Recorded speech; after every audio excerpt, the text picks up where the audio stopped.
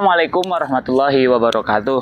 Perkenalkan, saya Ali Usman, mahasiswa jurusan Ilmu Hadis, Fakultas Usuluddin UIN Sunan Gunung Jati, dengan NIM 121060088. Pada kesempatan kali ini saya akan mempresentasikan tugas ilmu akhlak dengan judul Akhlak dalam Perspektif Wahyu, Nilai yang Tetap dan Universal. Sebelum kita memasuki ke penjelasan yang lebih lanjut, mari kita ketahui bersama apa itu akhlak. Akhlak berasal dari bahasa Arab yang berarti karakter atau perilaku. Dalam konteks Islam, akhlak merujuk pada perilaku baik yang diajarkan oleh Allah melalui wahyunya.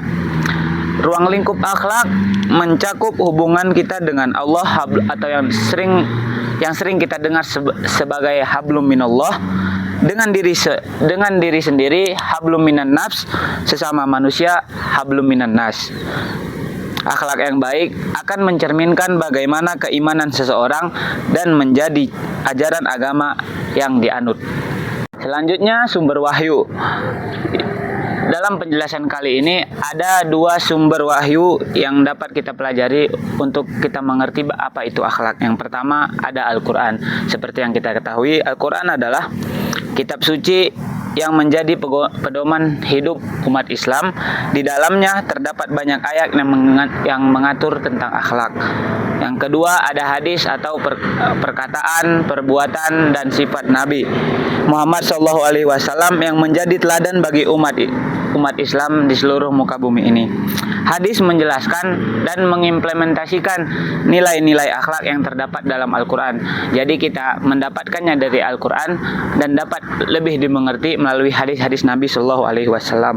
Kedua sumber ini memberikan pedoman yang jelas dan komprehensif tentang nilai-nilai akhlak yang harus diterapkan dalam kehidupan sehari-hari.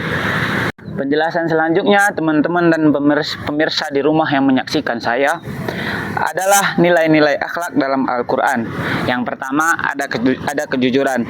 Dalam surah Al-Isra ayat 34 disebutkan, wala taqrabu malal yatima illa billati ya ahsan, yang berarti, dan janganlah kamu mendekati harta anak yatim kecuali dengan cara yang terbaik.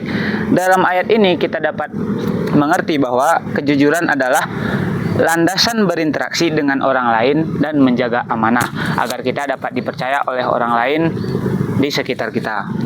Yang kedua ada keadilan. Dalam surah An-Nisa ayat 135, ya ayyuhallazina amanu kunu qawwamina bil qist, yang berarti, wahai orang-orang yang beriman, jadilah kamu penegak keadilan. Dalam ayat ini dijelaskan keadilan adalah prinsip yang harus diterapkan dalam setiap aspek kehidupan, baik dalam urusan pribadi maupun sosial. Selanjutnya ada poin kasih sayang, yang mana kasih sayang ini dapat kita temukan di berbagai tempat di belahan dunia ini. Dalam surah Al-Anbiya ayat 107 disebutkan, wa ma arsalnaka illa rahmatan lil alamin, yang artinya, dan tidaklah kami mengutusmu melainkan untuk menjadi rahmat bagi semesta lainnya. Kasih sayang dapat menciptakan hubungan yang harmonis dan saling menghormati antar sesama. Penjelasan kali ini teman-teman menyangkut penjelasan yang tadi baru dibahas. Jika penjelasan sebelumnya menjelaskan tentang akhlak dalam Al-Quran, di penjelasan kali ini kita akan mempelajari atau membahas akhlak dalam hadis.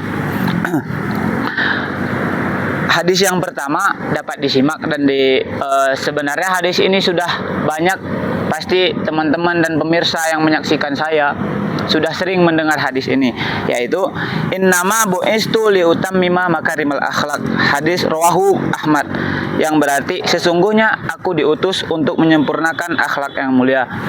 Hadis ini menunjukkan bahwa tugas utama Nabi Muhammad SAW diutus ke muka bumi ini adalah untuk menyempurnakan akhlak yang mulia. Yang kedua ada akhlak tentang cinta Allah. Rasulullah Shallallahu Alaihi Wasallam bersabda, Inna khiyarakum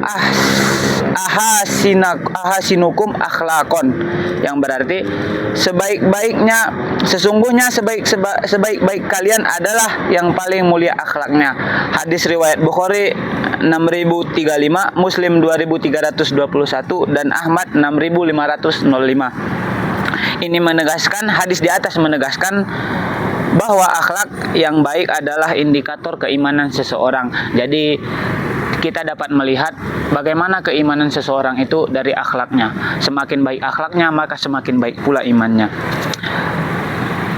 Kemudian kita beralih teman-teman ke penjelasan tentang akhlak yang universal. Ini merupakan poin yang terpenting dalam judul saya tadi.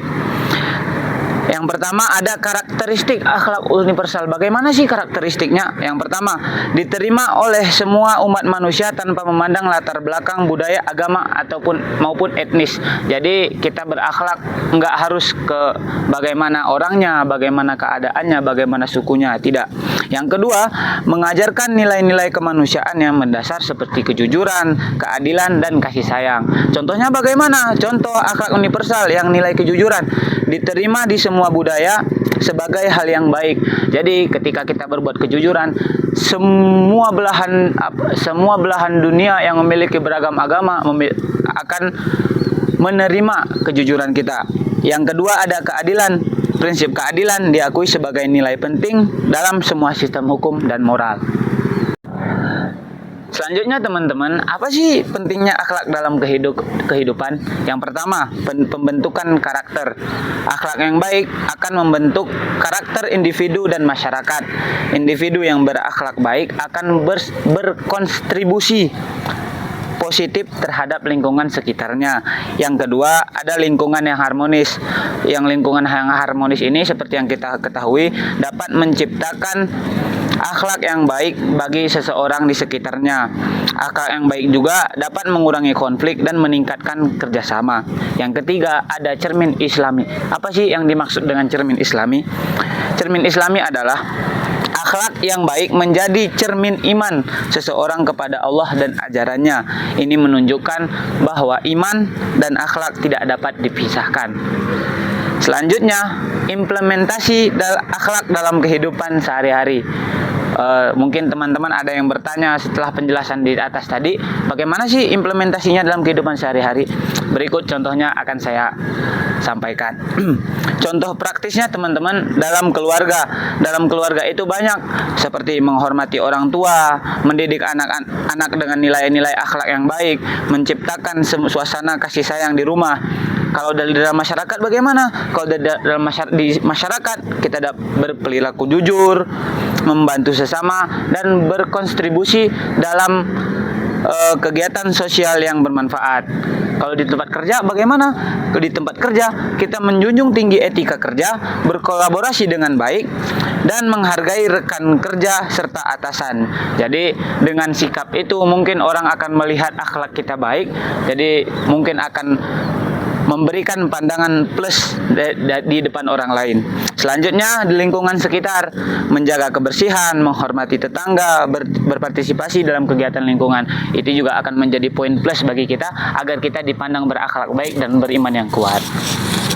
Selanjutnya ada beberapa tantangan dalam menerapkan akhlak teman-teman. Jadi tidak mungkin semua apa yang telah kita pelajari ketika kita ingin menerapkannya di masyarakat pasti kita akan menemukan tantangan. Yang pertama, pengaruh lingkungan. Lingkungan yang negatif akan mempengaruhi perilaku seseorang. Benar, ketika kita memiliki akhlak yang baik dan kita memiliki lingkungan yang buruk, mungkin akhlak kita juga akan berubah menjadi buruk. Seperti itu. Yang kedua ada teknologi dan sosial media. Penggunaan media sosial yang tidak bijak dapat mengikis nilai-nilai akhlak. Karena seperti yang kita ketahui pada saat ini, sosial media itu tidak hanya menampilkan hal-hal yang baik juga, tetapi juga menunjukkan atau memperlihatkan kepada kita adegan-adegan yang tidak patut kita lihat. Yang kedua, Yang ketiga, maaf, ada krisis moral. Di tengah perubahan zaman seringkali terjadi krisis moral. Krisis moral ini dapat terjadi karena dua aspek yang di atas. Sosial media, pengaruh lingkungan, teknologi itu dapat mempengaruhi krisis moral tersebut. Selanjutnya, peran pendidikan dalam pembentukan akhlak. Pendidikan ini teman-teman bukan hanya pendidikan formal seperti di sekolah, juga ada pendidikan non formal seperti bermasyarakat. Kalau pendidikan formal bagaimana? Ya, itu bisa di sekolah, institusi pendidikan, universitas, dan banyak sekolah lainnya. Pendidikan karakter menjadi bagian penting untuk membentuk generasi yang berakhlak mulia.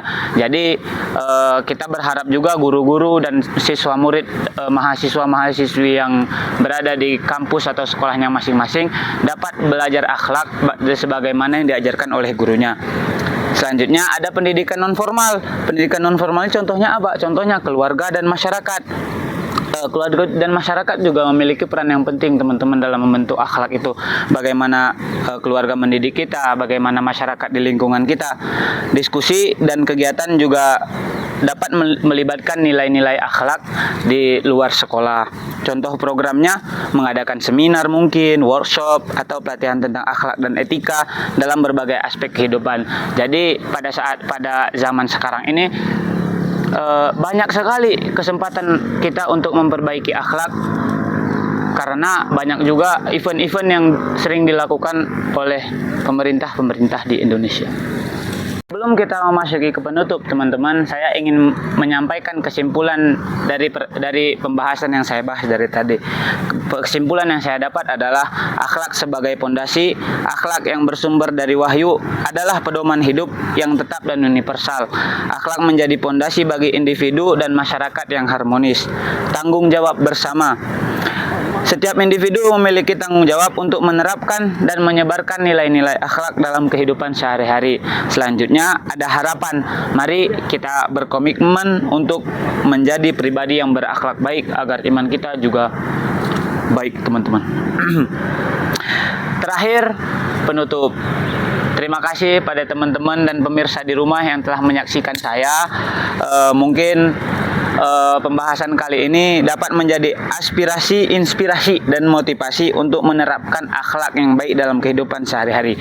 Mari teman-teman dan pemirsa di rumah, kita tingkatkan akhlak kita sebagai wujud cinta kepada Allah dan Rasul-Nya. Sekian dari saya. Wassalamualaikum warahmatullahi wabarakatuh.